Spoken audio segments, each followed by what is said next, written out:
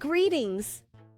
This information was compiled for the IRS Reddit community, and anyone interested in how the wealthy and corporations manipulate tax laws. While most Americans support taxing the rich, it is not a top-ranking issue for many. Only 1% of Americans say the nation's biggest problem is the rich-poor gap. Often, wealth accumulation is driven by changing or having new legislation and tax laws written and passed to leverage their self-interests. It is often branded as business-friendly and supply-side oriented. Hence, corporate tax reforms rely on neoliberal visions of cheaper taxes and a growing economy. Regardless, its function of structural economic pressures kicked off a race to the bottom in tax rates and transfers of profits to tax havens. Outcomes matter to wealthy constituents, and politicians can deliver favors. Lobbying dominates corporate political spending. Using a dataset of all U.S. firms with publicly available financial statements shows the best overall results when lobbying expenses are compared to the current corporate and high-income tax rates over time.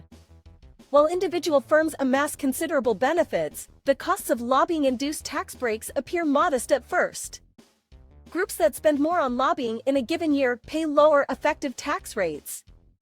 These numbers exclude political and campaign donations. For example, a standard lobbyist firm spends $779,000, and let's make the mean tax rate 22.9%. Increasing lobbying expenditures by 1% only costs the mean firm $7,790 over its prior year lobbying expenditures. The tax benefits it receives range from $4.8 million to $16 million. One finding is that the tax code reflects the wishes and whims of particular entities. Many firms engage in defensive lobbying, keeping lobbyists on retainer or maintaining large in-house operations to protect and influence the status quo. They only change the amount they spend on lobbying when their lobbyists identify potential new legislative or enforcement opportunities that can benefit the firm. Roughly 100 companies received 54% of the $5.5 billion tax benefit in 2004.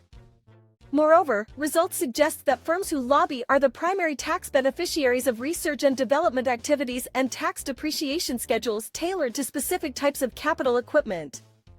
It is not always easy to tell the corporate lobbyists from other advocacy organizations.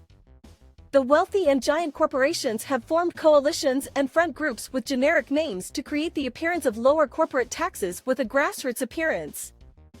However, these groups are all funded by corporations that stand to benefit the most from the tax breaks that they advocate for. These are the top lobbying industries for 2022. We'll speed up the video a bit. This is a long list.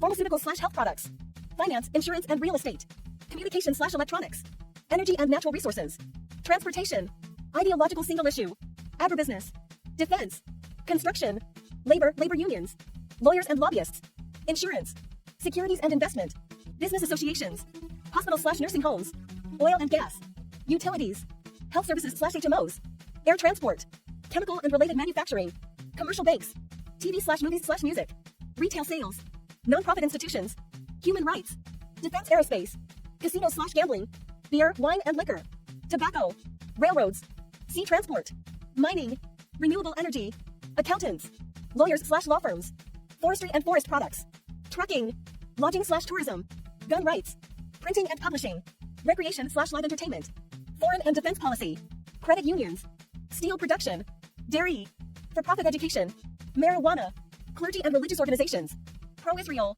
Republican/conservative, gun control, abortion policy/pro-abortion rights, abortion policy/anti-abortion, textiles, leadership PACs.